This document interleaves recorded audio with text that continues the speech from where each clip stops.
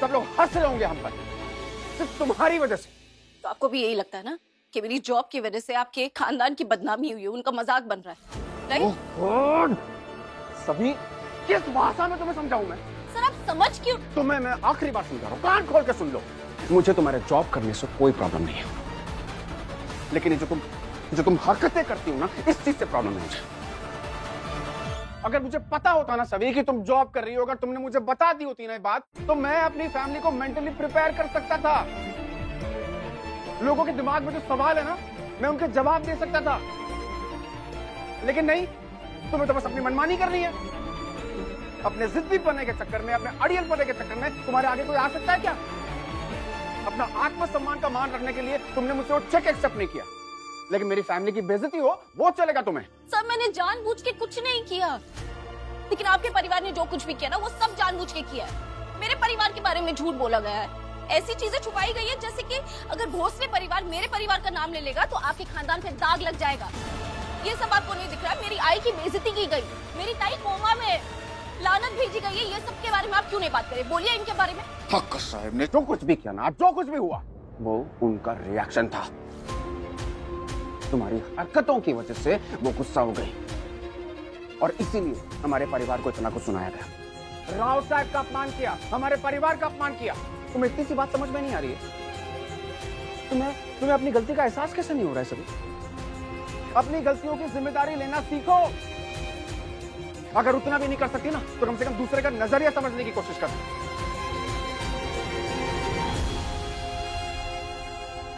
तुम्हें पता है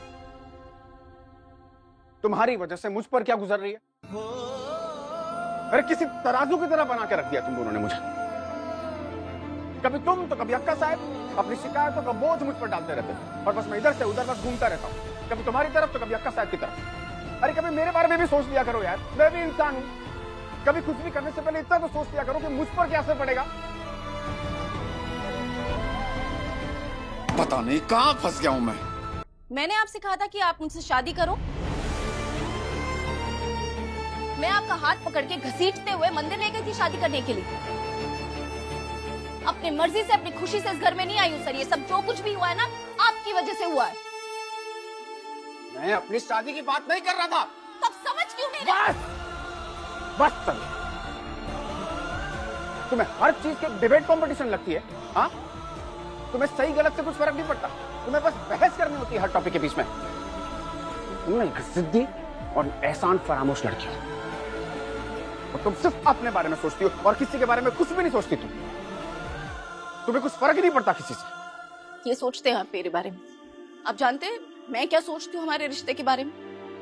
घुटन होती है मुझे इस रिश्ते में। पता नहीं क्यों वो शादी हुई, क्यों हमने वो फेरे लिए। इनफैक्ट मुझे सपोर्ट करने के बजाय आप। एक सेकंड, क्या कहा तुमने? मैं तुम्हें सपोर्ट नहीं करता? मैंने तुम्हें कब सपोर्ट नहीं कर सकता? वाह, यू नो व्हाट, आज तुमने मुझे बहुत बहुत बहुत तकलीफ पहुंचाई है।